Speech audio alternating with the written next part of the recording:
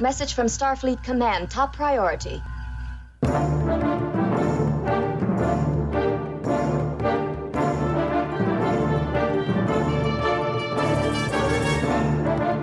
You are listening to the TrekRanks podcast, a member of the Tricorder Transmissions Podcast Network. This is episode 160, featuring the top 5 best hot mess.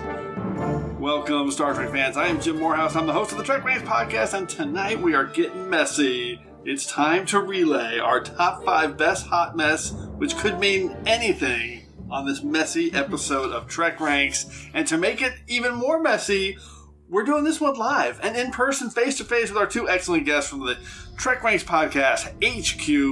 We did a live recording once before with our two guests tonight, way back on episode 65, our top 5 villains who weren't really villains.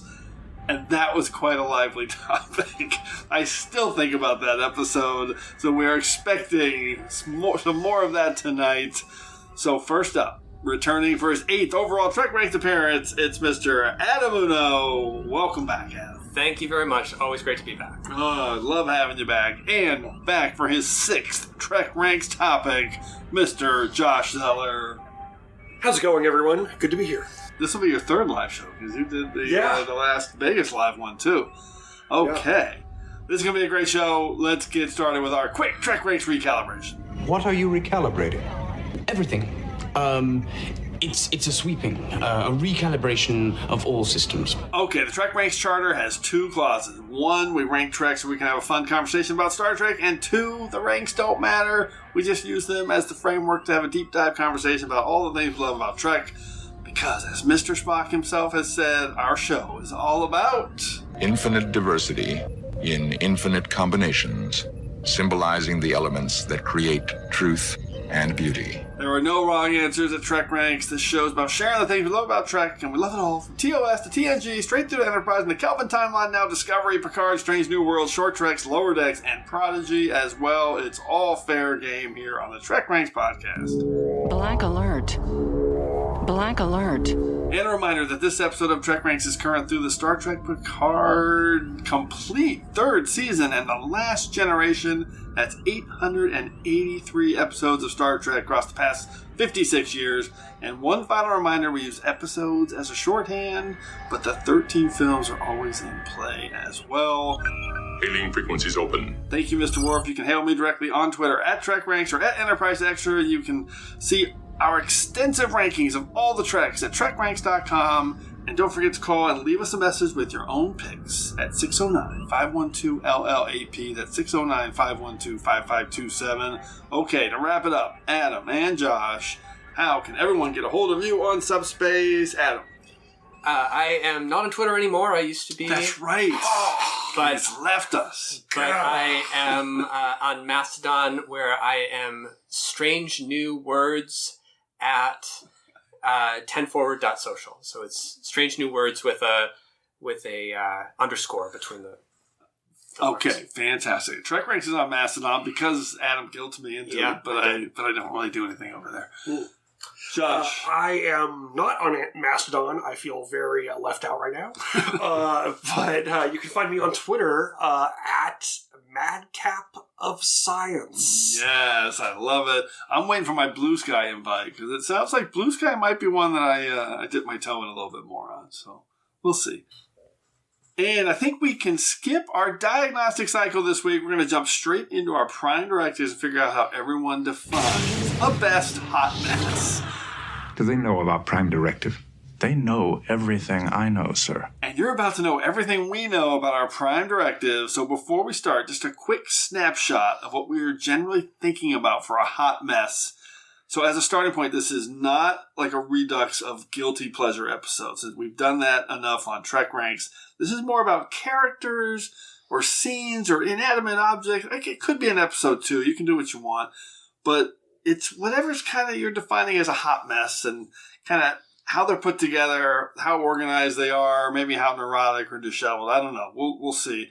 But since this is best hot mess, the thinking is that somehow these particular hot messes, maybe they still get the job done since it's the best hot mess. I don't know. That's definitely part of my Prime Directive. So we'll see how everybody kind of figures it out here. Adam, let's hear from you. What is your definition of what I just said, which made no sense at all, of a hot mess, which is perfect? That was a huge hot mess, yeah. My definition, when I heard the topic, I immediately thought of, like, he's a hot mess or she's a hot mess. It's a person. Got it. Like, I know it can be a situation, but for me, I decided I was going to pick people for hot messes. And then as I started to, like, think about possible hot messes, I realized that there was a delineation between people who are a hot mess and people who are a piece of work. Like, a piece of work kind of, like, decides to embrace the fact that they're a hot mess, whereas a hot mess just kind of is a hot mess and is trying to lift themselves above it. So okay, interesting. I wonder how my list might be more piece of work. I like that. So there's a character that I was thinking of including, who I came very close to including, and I don't want to say who it is. Tell us at the end. But in the end, you're like, that's a piece of work. But I was like, that person is a piece of work. Got it. So I love it. Okay, Josh, how about you? I also chose to interpret this more in the person kind of character categories. I ultimately, after a lot of thought, went to the Urban Dictionary online to define hot mess. Hot mess is someone who's trying to be at their sexiest while they're also committing the just deepest embarrassing things and losses of decorum at the same time. Oh, man. So that's where you get your image of the college girl who's dressed to the nines going out clubbing, but she's so blackout drunk that it's just embarrassing to everybody involved. So Or college dude. Actually, I believe I went all male for my hot. Oh, interesting. Okay, which is good because it is kind of like a gender. Yeah, it could be. It could be. Think about that and keep it, kind of coming from a. And I also think a component is that at least we in the audience find the situation we're observing to be humorous. Okay, humorous. Yeah, I didn't put humor's not part of mine. Wait, what was it say about the sexual part though? Like trying to be. Yeah, so basically, this is sort of the not exact quote, but like somebody who is at their sexiest, trying to be at their sexiest, biggest sex appeal. Interesting. While also having a complete loss of decorum. Okay, I'm going to say that had nothing to do with my list. However, there is one character on my list that 100% fits that. Yeah. So I took gender into account too. I think my list is pretty split. We'll see in the stats. But it sounds like we all did characters because I ended up focusing just on characters and not events or episodes. I'll definitely have some of those in my secondary systems though. So the one thing I really ended up focusing on was making sure that I wasn't punching down on whoever I chose as my best hot mess. So in the end, I wanted to make sure that, even though we're going to go in on them a little bit as a hot mess, that doesn't mean they're incapable. And in the end, maybe somehow that they use their hot mess successfully so they get the job done at some level. So I think in the end, my list of 5 characters is a celebration of their hot mess means as opposed to that lead to the successful ends. So that's kind of where I'm at. I'm worried that we're going to have 5 duplicates. Between you and Tim. No. There's no way. We're going to have some duplicates, maybe, but I don't think we're going to have that many. Okay. What? Oh, I guess I also just wanted to sort of chime in that, yes, I think it's important to consider it, to have that sense of humor to play at it, that we're not punching down with the characters or laughing at the lowest point the character might be in, but it's kind of from a sense of fun, and we in the audience may find it amusing, or other characters may find it amusing. As I'm scanning my list now, I see that some of these you could actually say are not necessarily character. They're more a character in a situation that's more of a hot mess. So I do have a couple of those. Anyway, all right, this is going to be awesome. Let's do it. Third Romaniclon, introduce us to the Order of Things. I am a Jem'Hadar. He is a Vorta. It is the Order of Things. Thank you, Third Romaniclon. As always, everyone will start with their 5-word summary and a hashtag to tease their pick, then we'll each reveal our choices for our lists of best hot messes and the reasons we're highlighting them. And of course, we're going to pick an episode to associate with that pick. After getting through 5 rounds of picks, we'll then get a few secondary system selections from everyone. And remember, if we have any duplicate picks, Make sure you listen for the Defiant Torpedoes. Okay, Adam, we're starting with you. What is your number 5 hot mess? Okay, so my number 5 pick, my 10 word, my 10 words. My 5 words. My 5 words. Hot mess! I started reading. Okay. My 5 words are 10 years. Is that soon? Hashtag is a lucky man. It is Captain Christopher Pike from the episode Strange New Worlds, the first episode of Strange New Worlds. Okay. So nice. In this episode, Captain Pike has previously on Discovery, he has touched the time crystal. He's seen his future in TOS, and he's sort of withdrawn. He's living in like a cabin in the middle of nowhere in Montana. He's grown the crazy Unabomber beard. Yeah. And like Captain Battelle and Admiral April are looking at him like, holy crap, man, what's wrong with you? Which he cannot tell them. And over the course of the episode, and to a certain extent over the course of the season, we see him kind of come to terms with his future. And we see like Spock telling him to find the good in knowing. We see La'an telling him that, it's good to believe that you're going to die because that kind of keeps you alive longer. And, we finally see at the end of that episode, Pike coming to this place where he's saying, until our last moment, the future is what we make it. And like finding the positive aspect as he sort of channels the day the Earth stood still, for this alien civilization that's on the verge of destroying itself. Oh, man. It took me the longest time to figure out what this pick was because I was thinking about the end of the episode and kind of all of his actions, and they're great. I'm thinking, where's the hot mess? But of course, it's the beard. The beard itself is the hot mess. And plus, he's you're in a hot mess if you're thinking about your imminent demise and what that means. And that in your 5 words now, it took me again halfway through. I'm like, oh, is 10 years a long time? That's very poignant and sad, actually. This is a sad hot mess. Yeah, so 10 years 10 years is that soon, I believe, is from the second episode. Yeah. Yeah, beautiful. Josh, what's your take? Great. Yeah, Pike is 100% a hot mess in this episode. He in a different episode is one of my secondary systems, but good stuff. He totally is a hot mess in that, especially the crazy person beard, staying in the cabin forever, just letting the communicator. And even when he's talking to April and he's like holding on to the horse and he can't commit. Oh, it's so good. All right, that's a somber beginning to the hot messes. I like it. Josh, how about you? What's your number 5 pick? All right, number 5. 5 words. Masaka is my master now. Oh my God. Hashtag Space Aztecs. It's Data in masks. Specifically when he is falling all over himself in fear of Masaka, when he is the first character, Inuits. He's just such a hot mess to that episode. I don't think we're going to have a single duplicate because both of these are awesome picks. None of them crossed my mind. Mass. How did I not think of Mass as a hot mess episode? The whole episode is a hot mess. But Data is a hot mess in this. The hottest mess possible that he could be.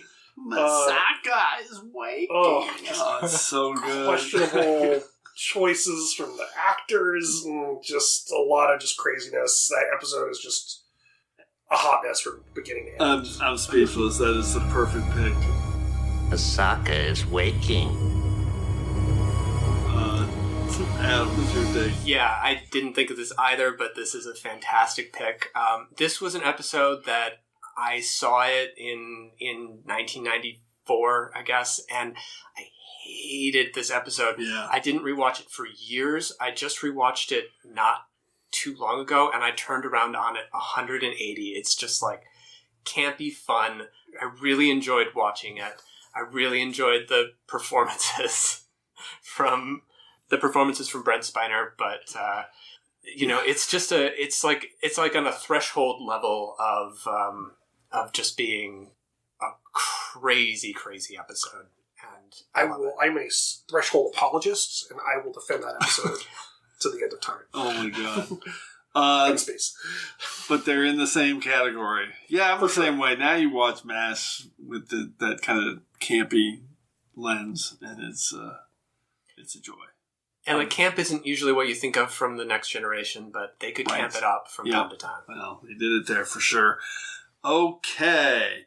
Let's go to my round 5 pick. I feel like this is an underrated episode everywhere except TrekRanks, where it has been picked like 10 times before. So only twice by me. So this will be my 3rd time. But I'm picking it again. It was just in our Scenes in Water show like 2 episodes ago, but I had to pick it.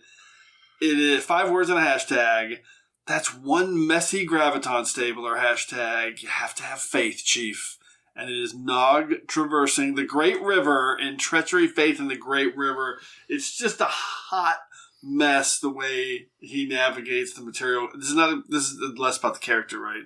But he also is kind of a hot mess. If you're Chief O'Brien, this is a complete hot mess situation that he's been thrown into. And he's trading Martok's case of blood wine and the captain's desk, the induction modulator for a phaser emitter to get a graviton stabler. That's a rumor from a very reliable source, which is, you have to have faith, Chief. Nog is the best, and this episode is one of his pinnacles for sure.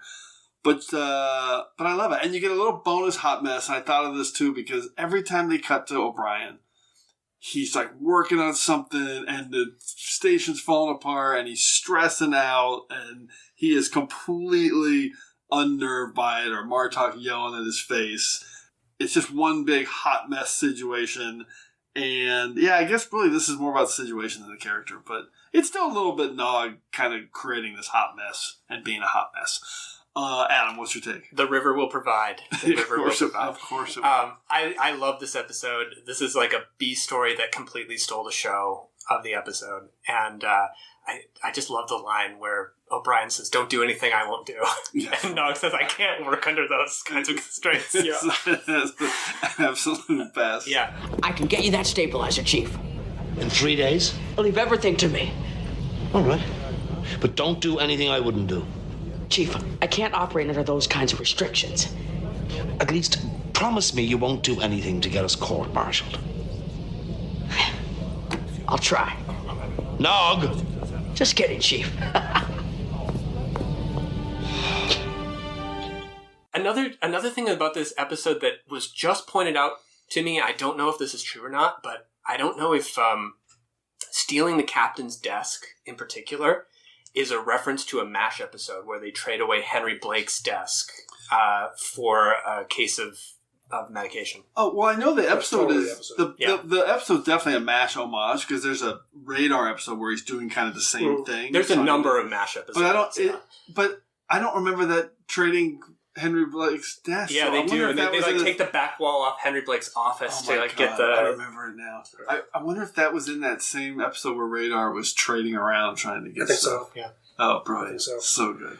It's a great episode. It's such a great episode. I love that storyline. It's a lot of fun. It's the convolutedness, and then it also kind of reminds me of the episode with the baseball card in the cards, and the convoluted links to make the scientist happy, and it's always just a fun kind of storyline. Yeah, for sure. Okay, let's go to round 4. Adam, what do you got? Okay, so my 5 words are... Hey, Captain Archer. Thanks for joining the show. Go ahead, Adam. My 5 words are, you never give up hope. Hashtag is La Vie en Purple, and it is Dal Rel. So the episode I'm picking is Masquerade. Okay. Oh my god. I love this character. I know some people who were watching the show and kind of gave up on him a little bit early before his character arc really got the chance to love him, make its full arc. But he's got this fantastic and very messy combination of just like this boundless confidence and optimism where he's just going to he just believes everything's going to work out.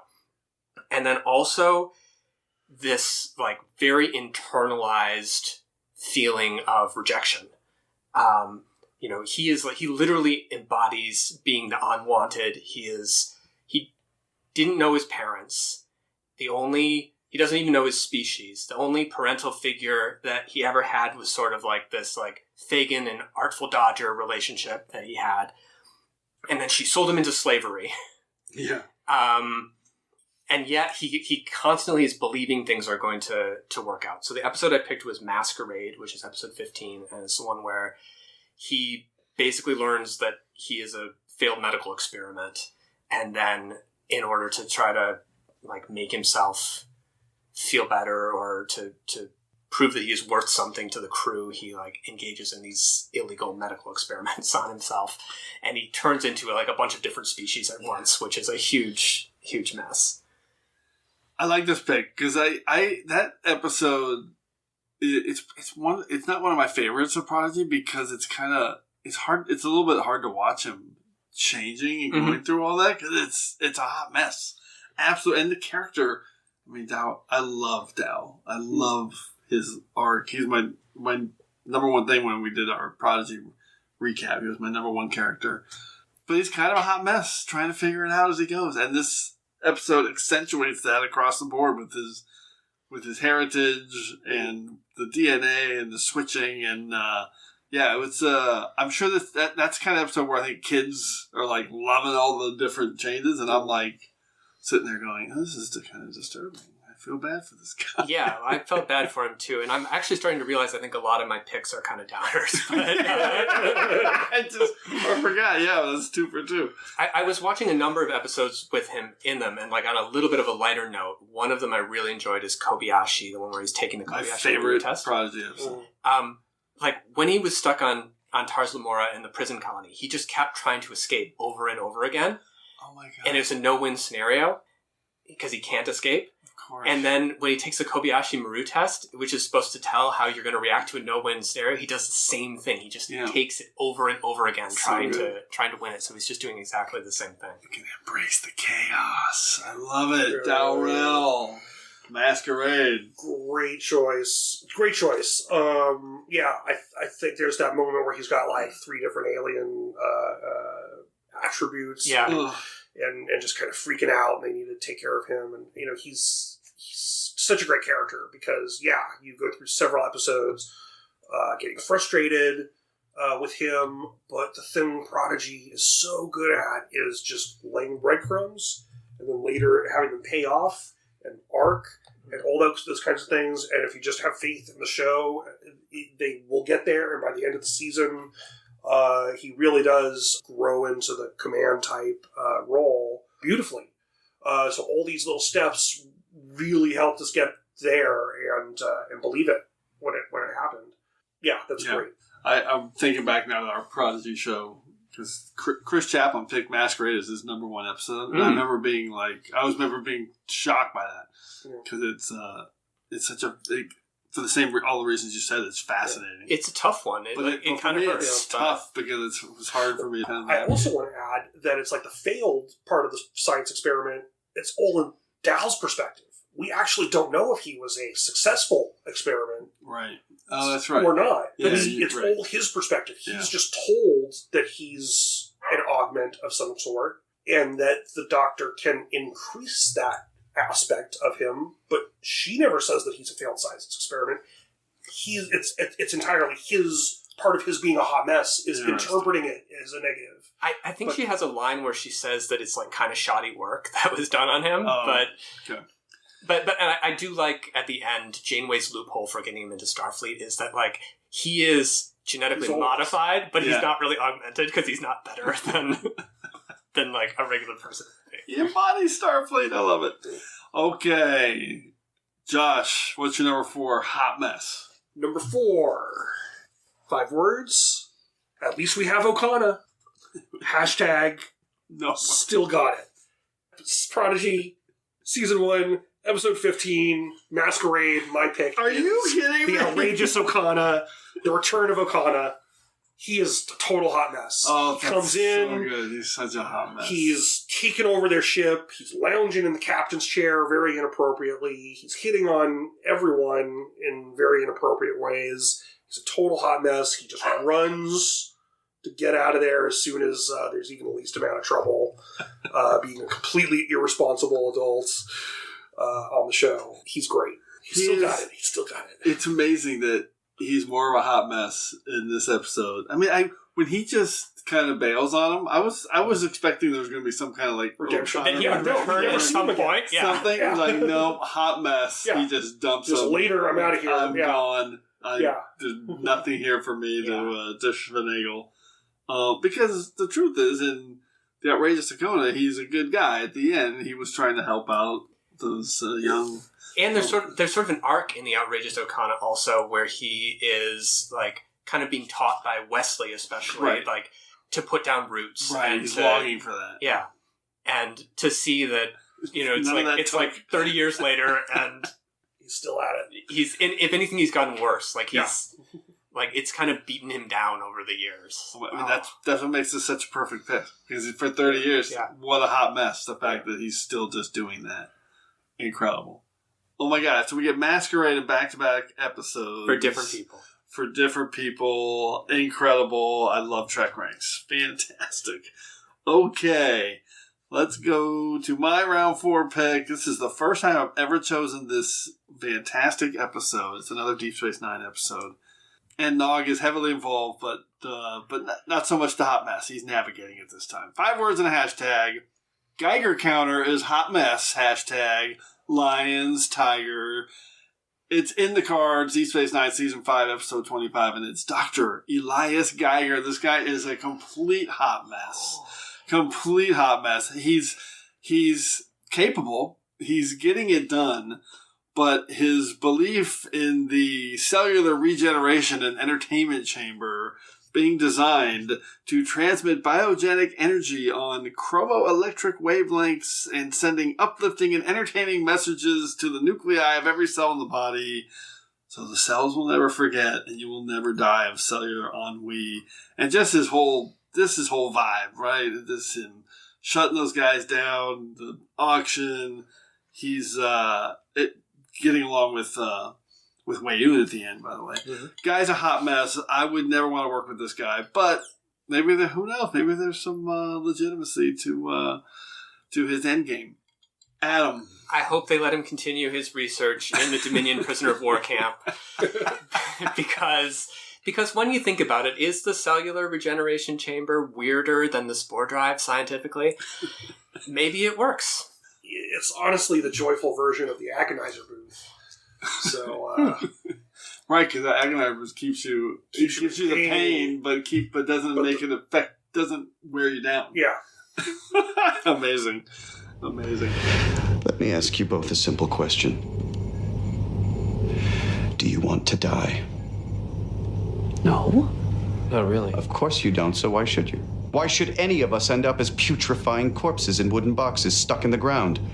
Or vaporized into subatomic particles and vented into the cosmos like a bad case of gas? No reason that I can think of. I will say Dr. Geiger, played by Brian Markinson, unbelievable character actor, and he previously played Durst on Voyager, who lost his face in Phage. And also the guy who stole his face. Right. He played both those characters. And he was in Homeward. He was the historian guy that ended up killing himself in Homeward when he stumbled through the holodeck onto the Enterprise. Anyway, I love Dr. Geiger, and I swear I have no more Deep Space Nine picks after this. So, let's go to round 3, Soup Round. Adam, what do you got? Are you going to put that in my soup? Okay, this is not soup related. Okay. I hesitated picking this one because I think it's kind of reductive to call this person a hot mess. Okay. However, I did want to represent something like this, and my 5 words are those who shine the brightest, hashtag Europa Bound, and it is Rene Picard, Picard's ancestor from the Europa mission. Wait a second. You're so mean. This is another downer pick. This is probably I'm going to say this is the most downer pick. Because you're not wrong. She's kind of a hot mess. But I wanted to include her, and I could have just as easily picked Picard's mother as a hot mess, but I wanted to include Renee because the previous picks that I've had they're very big sci-fi things. Like none of us can relate to what Captain Pike is going through because it's like Shakespearean in its scope. Renee is dealing with anxiety and depression, which I feel like is a thing that a lot of us can deal with. And like the fact that it's, she's a brilliant person. She knows, she taught herself sailing. She taught herself Cantonese. She taught herself chess and fluid dynamics. Right. She's a test pilot. She's an incredibly accomplished person. And yet this like mental illness that she has is holding her back, and it's stopping her from realizing her potential. And, just seeing her represented in these episodes, seeing her, the episodes I picked, by the way, are Fly Me to the Moon and 2 of 1, which kind of her story goes between them. So seeing her represented in these episodes and in the Star Trek universe where we haven't really seen this sort of thing before was very moving to me. Like I definitely identified with it myself. Right. And so I do feel like it is kind of reductive to say, oh, she's just a hot mess. And I don't want to be flip about it, but I did want to mention her and mention how just moving the character was. Well, first of all, I'll just say thank God you didn't pick Picard's mom. That's your hot mess. That would have been rough. I love this pick because listen, you're being supportive because, listen, she's a hot mess. There's no doubt about it. She's struggling with all these different things. The scene with her and Picard underneath the OV-165, and that is one of my favorite moments from the Picard series, and for sure from season 2, but from the overall series. I just think that whole Picard pep talk. I actually wrote part of it down. Oh yeah, let's hear it. He says, sometimes those who shine the brightest feel the sting of fear and melancholy in ways that others can never understand. It's so good. It's really good. That whole scene, people who kind of checked out of Picard season 2, we've been talking about it before we recorded. I love it. And I love that moment. It's powerful. Mm-hmm. All right, your list is a complete downer. Yeah, I love it. Let's do it. Nothing wrong with that. I would have messes. That's a topic. This episode's a hot mess because we have all these different tones going. I would have said that in my prime directive, but it didn't even occur to me that it's also depressing. Yeah, they don't get better. Josh, great pick, and it's always nice to have Trek characters with issues and problems that we can actually relate to, because so often with the science fiction trappings and this and that, it can be hard to relate to the characters. And I think she is up there with like Barclay as a relatable Star Trek character. Good pick. I think that's right. I think that's good. I love this pick. I love Renee Picard. I love that storyline. I love Picard season 2. Okay, Josh, what is your Super Round pick? Super Round number 3. 5 words. Don't know who I am. # fight hug. My number 3 pick is Dr. Hugh Culber in If Memory Serves, Discovery Season 2, Episode 8. I love this. Yeah, me too. Oh my God. Such a mess through that whole season until he finds himself. But it's such a good thing. In Trek, we so often get these characters that have died and come back, and it's just this common trope, and no one blinks an eye. Right. Harry Kim's been killed off like 10 times. Never even batted an eye, but here they just take it so seriously and so earnestly. It's like, yeah, that's totally, if you came back from the dead, you would not know who you are anymore, and you would have a lot of problems fitting back into your old life, or even just people who deal with recovery or things like that. It just, his journey is really thoughtful, and I just love it. And then to think about the character today and how he's become the most empathetic character on the ship, the most in touch, and is able to help others given the experiences he went through. Really kind of gave a meaning to having a counselor and a therapist on board the ship. This is a powerful pick. It's actually a good partnership with your pick. Yeah. I mean, Culber is going through some shit in that one. There's no doubt about it. And you're right. The scene in the quarters where they're having dinner, brutal, and then he throws the stuff on the floor. It's upsetting. And Stamets is having to deal with it. Yeah, he doesn't know how to handle it, and Yeah. To me, this character is a character who has sort of like come out of well, to me, he kind of came out of nowhere to be like an MVP on Discovery. In the first season, like, I don't think they kind of knew, like, I didn't know what the point of him was. I don't think they knew what the point of him was. In the first season, he was just kind of like he was there to be Stamets' husband. And he wasn't a regular at that point. He was recurring at that That's point. true. Yeah, he was there to service another character. He became his own. And in season 2, it was just kind of like, where are they going with this? And then where they did go with it eventually in season 3 and 4, I just absolutely love this character. In a way, he's kind of eclipsed Stamets in his importance on the show. And I also love in this scene that they kind of connect the dots where, like, the one person who can actually understand what he went through is Ash. Yeah. Who did it to him. Yeah, and because he was going through it as well. Yeah, that is really good. And you make a great point about it. He has kind of superseded Stamets in a way, which is fat. You never would have predicted that, because early on Stamets was like my favorite interesting character in that. He's still good, but they've still great, but they've lost a sense of what to do with him. Well, they lost that edge of his kind of crankiness, which I really I was into that. So, okay, this is amazing. So my round 3 pick is going to fit right into the tone of these 2 picks. And this one challenges my prime directive of kind of celebrating the accomplishments of my hot mess. But from one angle, you can kind of you can argue that hey, they still were pretty capable and accomplished, even though it was kind of a bad thing. So here we go. 5 words and a hashtag. All the ghosts are dead. Hashtag. I've buried them. There's no more blood on your hands. It's Lenore Caridian from The Conscience of the King from TOS Season 1, Episode 12. And she is the most gorgeous hot mess ever. I love it. Completely unhinged. This performance from Barbara Anderson is stunning. She's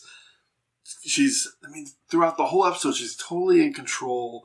She's playing this kind of knowing cat and mouse game with Kirk. And I always think about when I rewatch this, she leads Kirk to the body of his friend Tom Layton when they're out for their kind of romantic walk. So she's in control here, and she gets her and her father on board the Enterprise. She knows there's only 2 more people alive that can identify the Kodos, the Executioner. And by the way, she's already killed 6 or 7 of them at this point.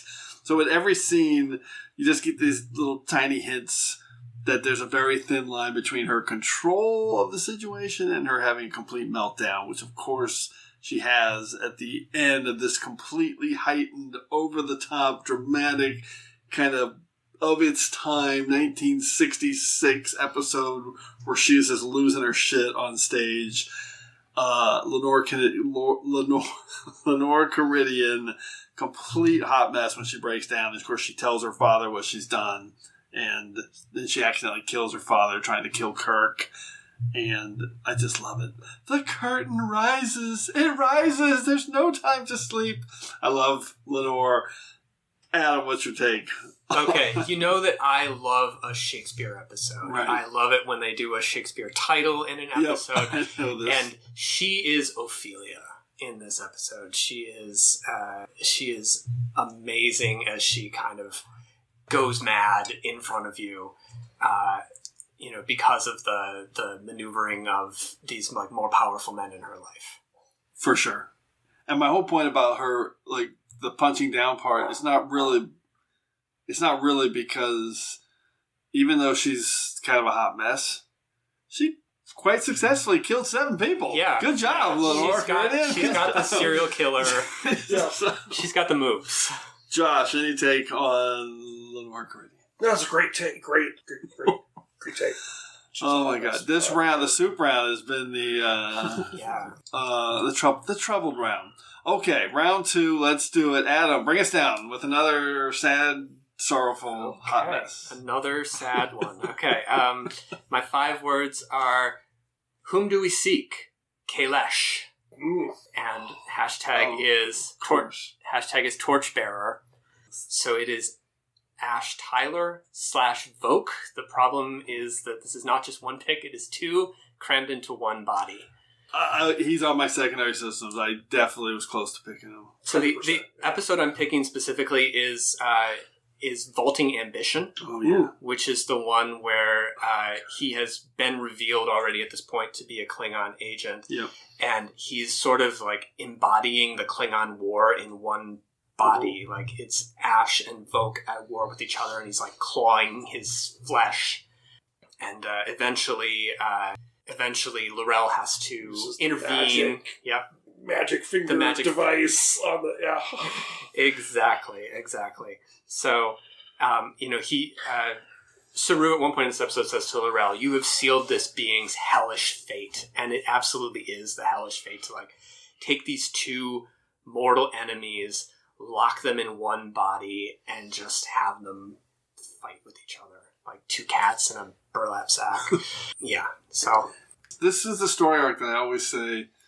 In the age of the internet and binging and solving and everything being solved by clever people on the internet, this story was affected by that. But if you're just an average viewer who just turned into this series and just watched it through, this storyline's mind-blowing. You have no idea they're connected, and the reveal is so much more impactful for someone who doesn't have everything spoiled for them. I love Ash Tyler. I love Voq. I love this whole storyline. Complete hot mess. Yeah, he's a great pick. He's on my secondary systems for sure. Voq is, and Tyler is 100% definition hot mess. Totally. Even when he seems to have gotten it together in season 2, he's just a hot mess with the hair and he's out of control. Why is he on this ship? And yeah, he's a hot mess. Such an interesting character. So expertly played by Shazad Latif, and just really, and just also just similar to like, the thing with Colbert, it's like Trek has had so many times where a character has turned into another alien or this or that, and it's just nothing. It's just like, one scene. But here they just go into it so much more detail about like what that entails, especially for the kind of deep undercover sleeper agent type thing, and the body horror. I mean, really came through the way that they did that, and his performance was so great, and just to make you believe that this man was two people. Yeah, such a good performance. Shazad Latif, and just totally. I feel like the body horror aspect of it was toned down because they were trying to keep it sort of PG-13, but like apparently, according to what L'Rell says, they just like took these two separate people who were both two real people and just like spliced them together like body and soul into one person. Just horrifying. I mean, I know they were toning it down for sure, but it was effective. They did a good job with that. The flashback scene was very disturbing, for sure. Yeah, there was some triggering stuff in there for people. Not me. And I love that it ties into your Cobra pick. So good. Okay, Josh, what's your number 2 pick? Number 2. 5 words. Heavily armored with an exoskeleton. # venomous egg sac. My number 2 pick, you guessed it, is Worf.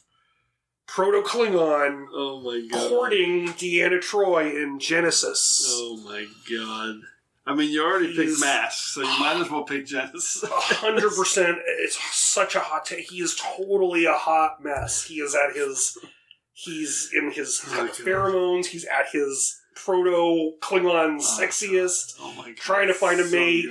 So good. Causing complete embarrassment to the Worf we know in the process. So good. I'm thinking now, his character was probably the best in Genesis in terms of the pre-change stuff. Yeah. Like you said, with like the hair and like when he's eating. And when he's like he's into it and just having had the guidance system failure and like, God, get out of it was my fault. It's just like, that you can relate to that. Oh my God. Understand that. And then suddenly just the degenesis from there, just great. Yeah, that's a great through line, and it's a hot mess. Adam, this is great. This is an awesome pick. I mean, this is a great performance from Michael Dorn in 3 series now worth of great performances. I like the fact that you can tell something is kind of going wrong, but you're like, also, is this really that off for like Worf having a bad day for a while? Like, it kind of creeps up on you. So, yeah, I love this pick. There's a good one. And it's, during, this strange period of TNG where they were really trying to force Worf and Deanna Troi together as a couple. But she has some really fun one-liners in the lunch scene where he's just wolfing down all this crazy food, and she's like, and she's just drinking water like crazy, and she has a couple good comments about how she just leaves. I didn't say I had to leave now. Yeah, it's very good comic timing. All that previous stuff was in the build-up to it was really well done. I will maintain that the Worf and Deanna Troi relationship is like very wrong, because you just know, like, she and Riker, it's the wrong way to end the show, but the two of them were great at it. Like, they were fantastic in those scenes together. It's okay to be wrong. They have good, they have good chemistry. They do have good chemistry. And even when you see them both at conventions, they have a fun chemistry. So clearly, like, that is clearly what the writers saw. I ship everybody, and I loved Worf and Deanna together, so. But you're right. It would have been weird to end the series. It was a weird It would have been weird to end the series TNG that way, but... And they did. I still wanted it. No, they didn't. Kind of, maybe. Okay. We did have that fun callback in Picard, which was great. He still holds a flame for her. Beautiful. Yes. And that was good. I love, because it was like courtly love. It wasn't like he was actually... Shakespearean. Yeah, he was like, I've thought of you every day and written missives to you. So good. It's like, oh my god. It was like Lancelot and Guinevere. Yeah. Like, that's... Totally. Okay, let's close out round 2. I love my number 2 pick. This is a 3 for 1. 5 words and a hashtag.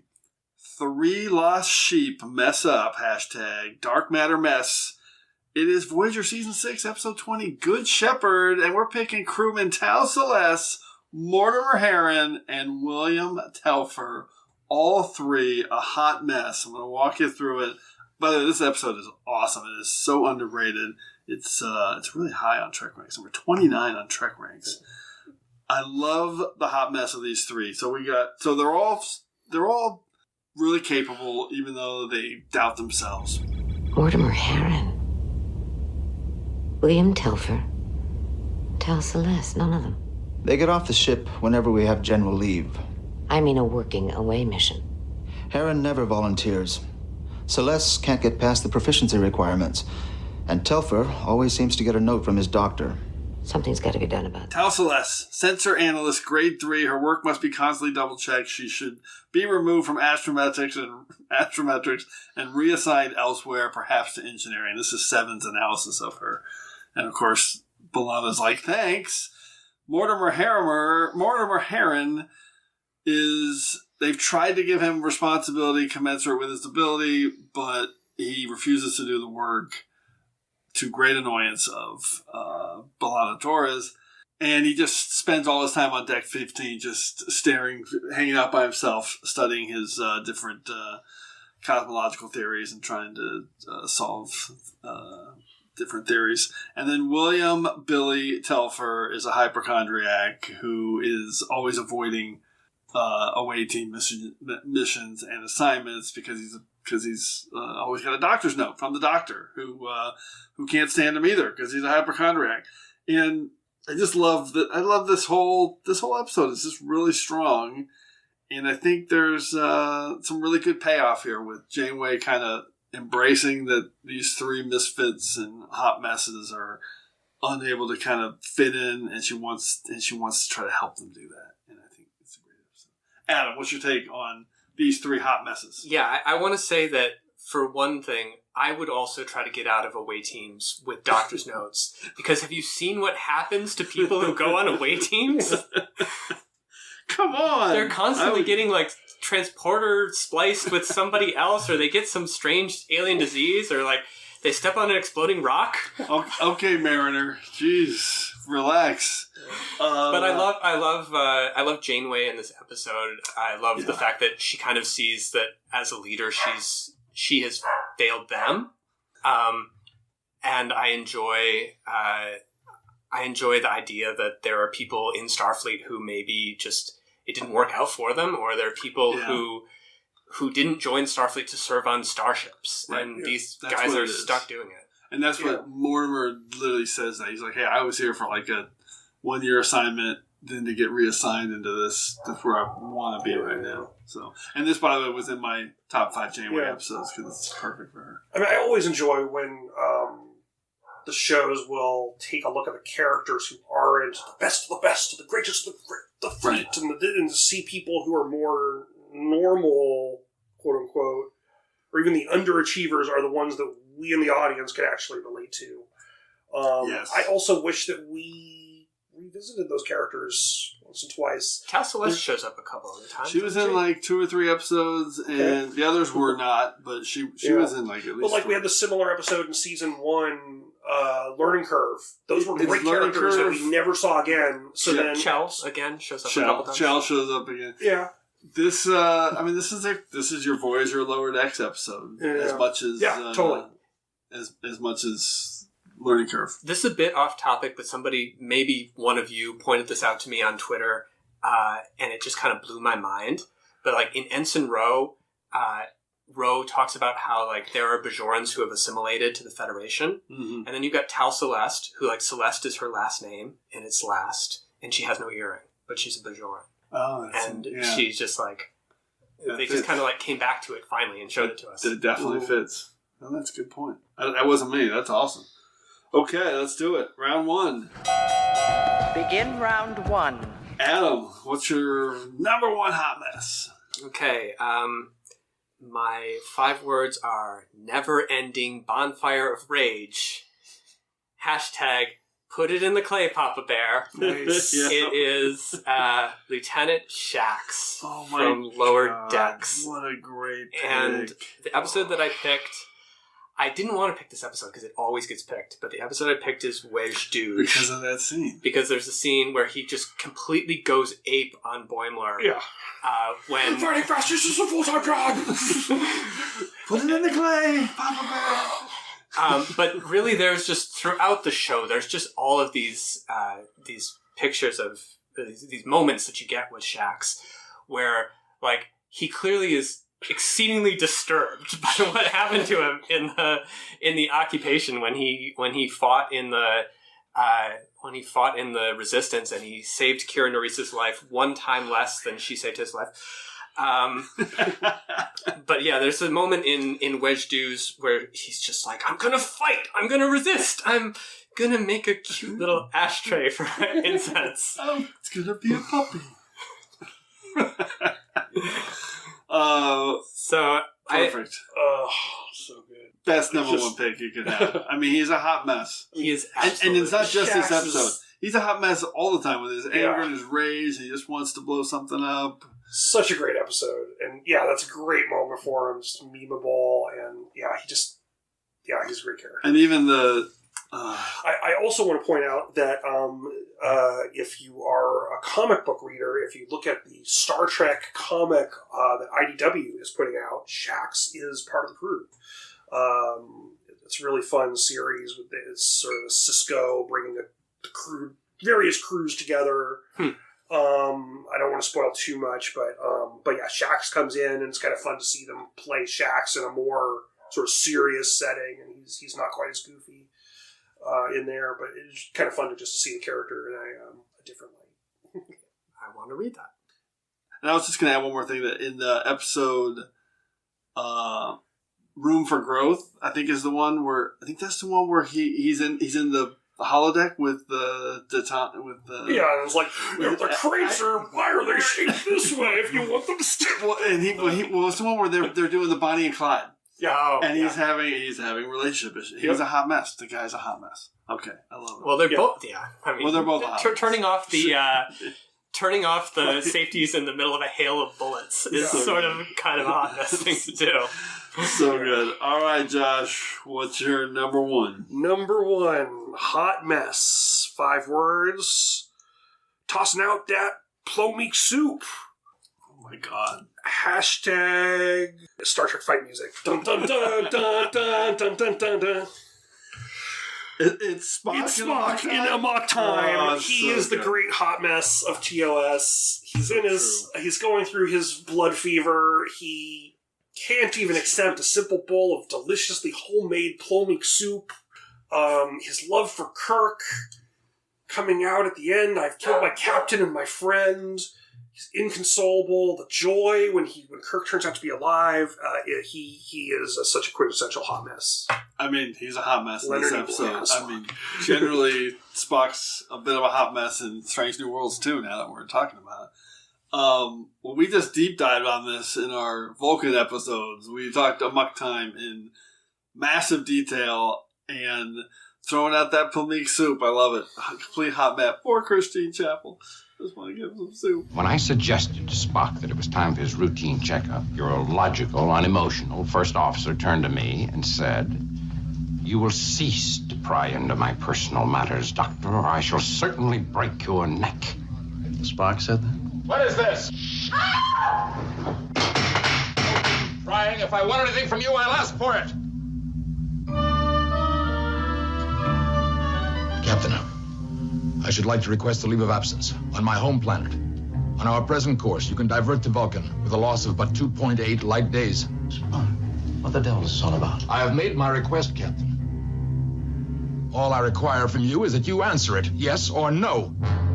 Yeah, I mean, absolutely. Spock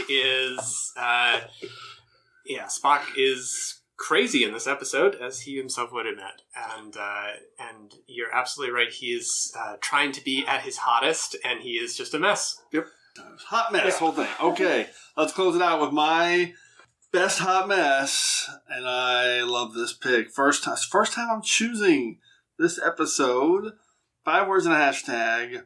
You'll drown in Kadiskat mess. Hashtag. Too many voices, and it is Voyager Season 5, Episode 7, Infinite Regress, and 7 of 9. A fantastic episode. It's not one that I revisit a lot because the final act of this is kind of hard to watch with 7 and the chaos she's dealing with. For me, it's just it's a little disorienting. And listen, it's probably because Jerry Ryan is so great in this episode. Just one of her powerhouse performances where in that final act she's Tuvok's doing the mind meld and it's just all really chaotic. It's a complete hot mess. There's like a fisheye lens and there's like a POV and like all these crowds. And the direction from David Livingston is really, really good. And I just got, 7 of 9 is she's Klingon, she's a Vulcan, a Ferengi, a little girl, a Starfleet captain, a mother in distress at Wolf 359. Off screen, she's a Bolian manicurist and a Kremen scientist, referenced by Janeway. And you have the Borg Vinculum, and you have this amazing scene where she's playing Kadiskat with Naomi for the first time. And then at the end of the episode, she finds Naomi and says, "Hey, teach me how to play Kadiskat." It's amazing. And then Kadiskat shows up in Picard Season 3 with Seven's ultimate journey. Complete hot mess in this episode, being inundated by her Neuralink and all her Borg connections. Adam, what's your take? You're totally right that this is just tour de force performance. Don't worry, it isn't life-threatening, but we'll need to treat you in sickbay. What is this treatment going to cost me? It's free of charge. Free? Yes. You know, I have been having a nagging pain in my lower left lobe. And while you're at it, why don't you run a complete tricardial diagnostic? The Ferengi Health Commission's trying to revoke my trading license. Impressive vessel, Captain. Galaxy class? Intrepid. And here we are in the much-talked-about sickbay. Not exactly state of the medical art now, is it? What do you mean? We're low on bio beds, terrible lighting, obsolete instruments. Lucky for you, I know a medical supplier that can spruce this place up in a nanosecond. And I'll even drop my commission to a mere 30%. How generous of you. Computer, activate force field. Force field? You said I wasn't contagious. It's for your own safety. I don't think that before I saw this episode, I was really aware that Jerry Ryan had the acting chops to do this. I was blown away when I saw this one. It is still one of my favorites on Voyager. It is a quintessential all-time great Trek performance. Honestly, no doubt. I'm going to go rewatch it. It's so good. I don't rewatch it a lot because I do legitimately find it kind of like overwhelming on my senses. So it's not, I always say on TrekRanks, my favorites are ranked by the ones I just want to rewatch the most. Mm-hmm. And this one, it's great. It's an awesome episode. It's fantastic, but I don't rewatch it a lot. Yeah, it's a great episode. Always fun to see the actors doing roles that are new to them, and kind of stretching the muscles out a bit. Yeah, she is just great. She really just every other character is so clear. It's really just a masterclass type of performance. My other one that would sort of fall into this category is the one where she is the doctor. To be able to get of course. that close. That one was more focused. Yeah, because she was just doing dead one on. character. That's very difficult to do, and she really handled so much so well. But when she does the Klingon, Ferengi, and like Vulcan, back to back, it's really good. And I remember quotes from her where she was like, "I have no idea anything about Star Trek," so she was learning all this. So to come in totally blind, and they're just like, "Here's a tape. Klingon's kind of like this." And watch the tape. Okay, I got it. Yeah. Okay, let's get into some secondary systems and see how much more messier we can get with our best hot mess. Adam, let's see what you can do with the secondary systems. Okay, so I mentioned a character who I was thinking of doing for a long time was on the list, and then I was like, she's more of a piece of work. She's not a hot mess. Who's the piece of work? And that was Peanut Hamper, the exocomp. She's a piece of work. God damn. She is definitely a hot mess, though. For my other secondary systems, from Lower Decks, like Cali class senior officers are just hot messes. Like Freeman, Ransom, Ta'ana, and Billups all have got like some serious things going on. And it's like Starfleet is like, these people are very competent officers who deserve to be like upper level in a starship, but we don't want to set them up for failure by putting them on a salary class. Like these people all also have their own personal issues going on that they need to work on. So let's just put them in a nice, like, calm California class. I love it. And you picked one. You picked Shax. Yeah, I picked Shax. But I definitely considered every single one of them. Beautiful. So I also had, so Yvette Picard was on my list. Yeah. Rafi was on my list from Picard. That's fair. That's fair. Agnes and Jack Crusher were also people I considered. Yeah. I considered Ruan Tarka, but I decided he was a piece of work. Okay, yeah, that's fair. I considered... I love Tarka. I considered La'an Noonien Singh. Okay. Interesting. And I considered Michael Burnham. Oh. Mm-hmm. Okay. Yeah, I have a lot of crossover with you. I did think about Michael specifically in the moment where she's all drugged out in season 3 in the premiere episode, trying to... Yeah. Hey, but that less hot mess. It's not her. She's under duress. She's been given drugs, so that didn't quite work in that. But yeah, of course, another quintessential hot mess that I just couldn't include for other reasons. Troy and Man of the People, specifically when she's all Bancroft out and Riker's like, "What is going on with you?" Like that is such a that's totally a hot mess kind of moment. Really if they were just at a club, it would be contemporary. Boimler in We'll Always Have Tom Paris. Yeah. Also Boimler in the episode where they're at the recruitment booth and he starts yelling at everybody, "That's my bip back!" That's right. Loses it. If you stupid outpost scientists. Kirk in Plato's Stepchildren. Oh, I want to go. We'll Always Have Tom Paris is a great Boimler hot mess pick. Sorry, what was the last one you just said? Kirk when he's the prancing pony in the in Plato's Stepchildren. But again, it's under duress. Yes. But it's totally like you just look at it and you're just like, you are such a hot mess. Hot mess. Hot mess. Okay, I had a few more. I couldn't pick Nog. I picked Nog twice, so I couldn't pick him a third time. But Jake and Nog living together for the first time was a complete hot mess. That was more Jake's fault. It's the true. messiness. Although Nog was one to work out every day at 4 o'clock too. So come on, Archer, you're fine. Okay, a few more. McCoy being a hot mess because they basically changed his personality in every TOS episode based on what the script needed. I had Kaczynski from Where No One Has Gone Before because he was a hot mess trying to act like a big shot. And Kess was just kind of a hot mess in a lot of places, but I didn't want to punch down on that. And for episodes, I would have said Star Trek Nemesis needed a new director. Into Darkness I love, but, the ending's a hot mess. 2 hot messes that are kind of by design, Civil Defense and Dreadnought, those kind of Rube Goldberg episodes. And then my special shout-out, well, first I'm going to give a shout-out to Jara Hodge, last week's guest, who said Paris. Tom Paris in Alice is one of the best hot mess picks I could ever think of, because that was the one that she had off the top of her head. I was like, my God, that opened up my eyes to what a hot mess could be, because it's perfect. And then the Nexus in Generations is just a hot mess as a plot device. One of the most hilarious hot messes ever. Okay, great topic. I knew it would be kind of a weird one. I love the different tones, some good deep cuts. All right, let's get into our regeneration cycle and run through some stats and a recap of our picks. Computer, activate regeneration cycle. Alcoves beta and gamma. Adam, break down your 5 again. So I'm not sure you noticed, but I was trying to go out of my comfort area, which is like TOS, TNG, and DS9. Oh, you did all new. And I did all new, and it's also sort of all my secondary systems were new as well. Fantastic.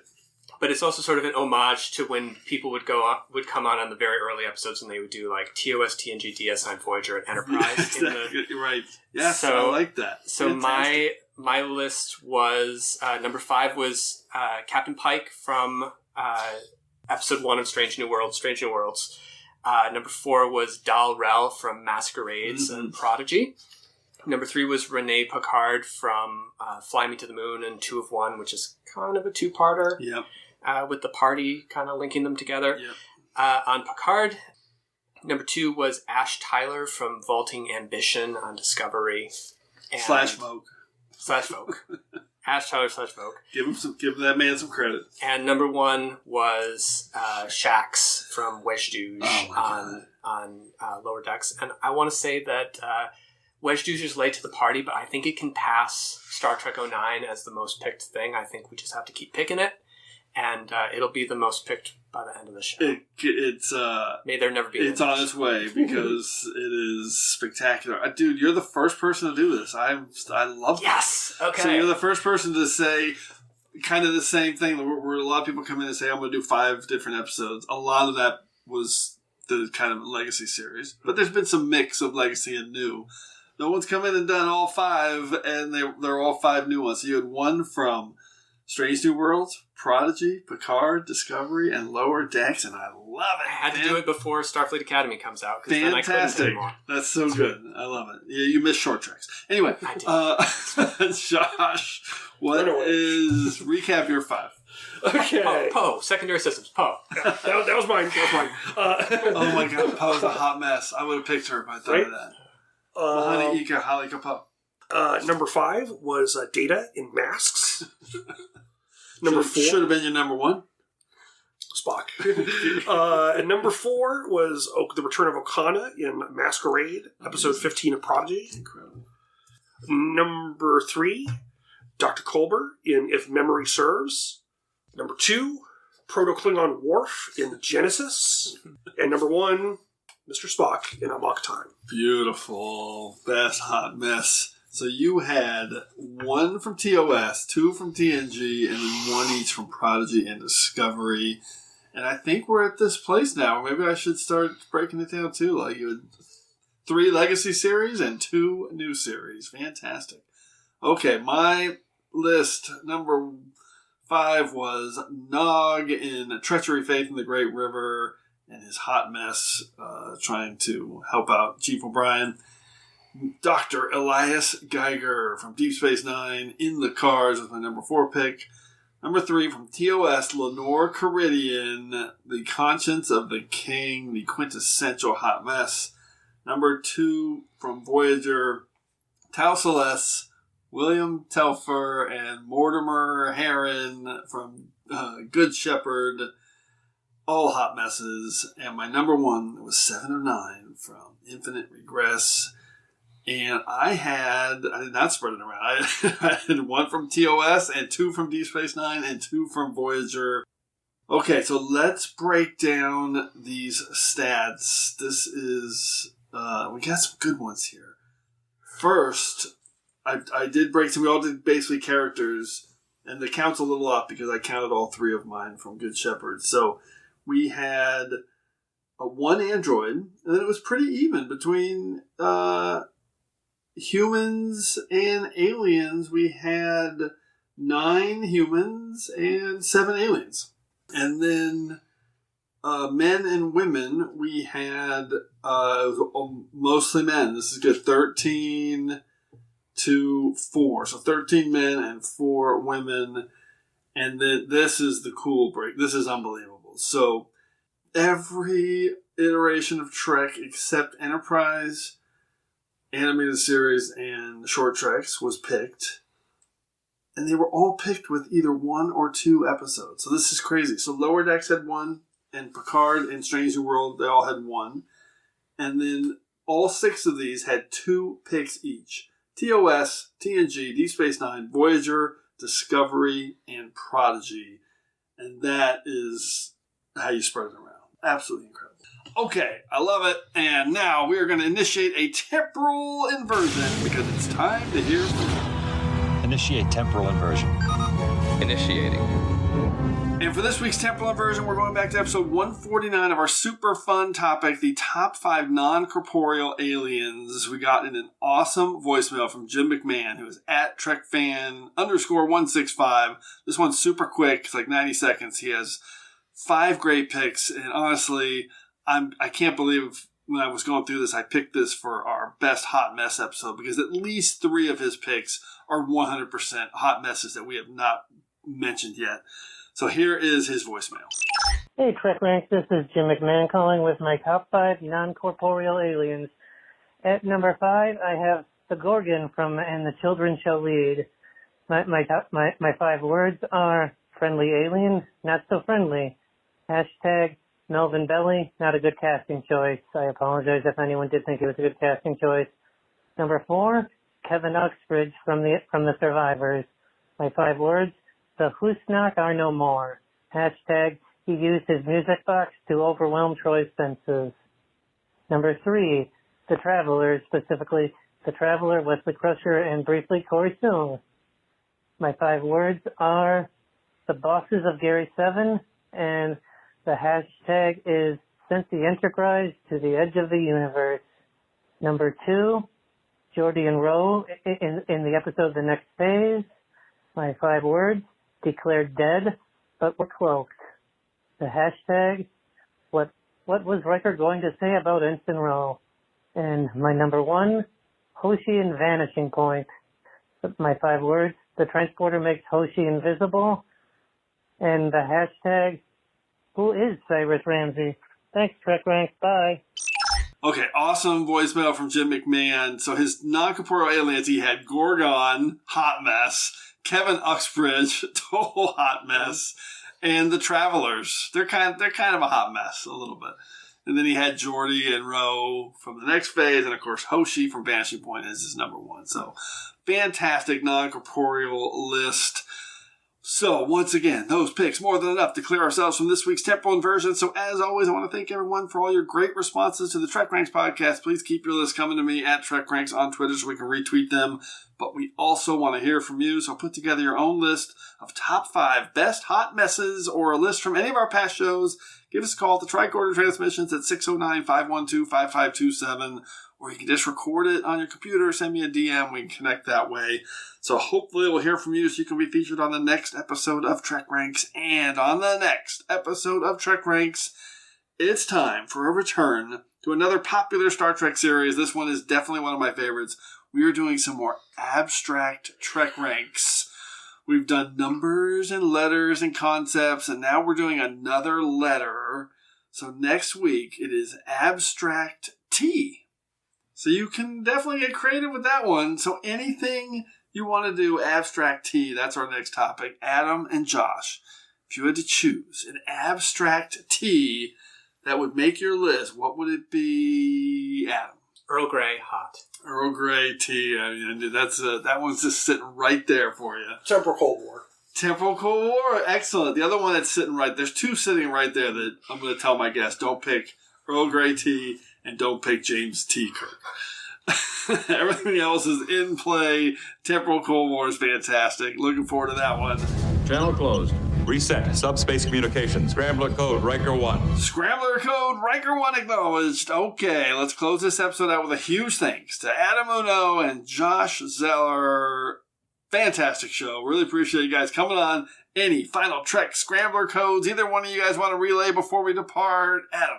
Well, you mentioned The Conscience of the King earlier, so I'm just going to end it by saying Hamlet. Hell yeah. Fantastic, Josh Zeller. Thanks for coming by. Keep on trekking.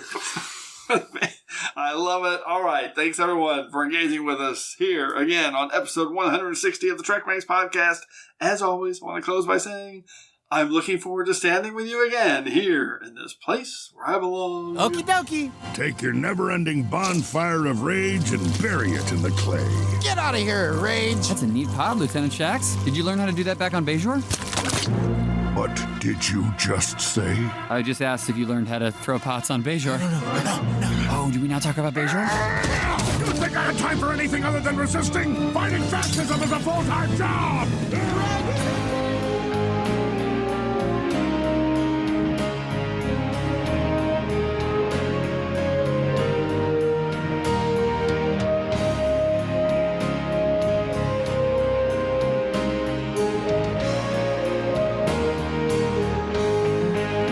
Just want to remind everyone again that the entire TrekRanks catalog is available for you to download and listen to at TrekRanks.com and on your podcast player of choice. Our episodes never get carbon dated, so check out the topics you've missed and maybe just want to listen to again over at TrekRanks.com.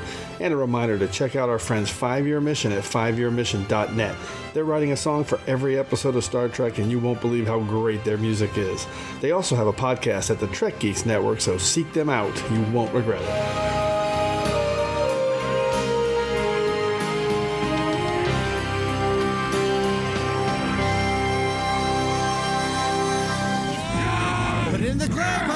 Put it in the clay! I'm going to fight. I'm going to get revenge. I'm going to make a cute little ashtray for my incense. It's going to look like a puppy. Ooh, a puppy.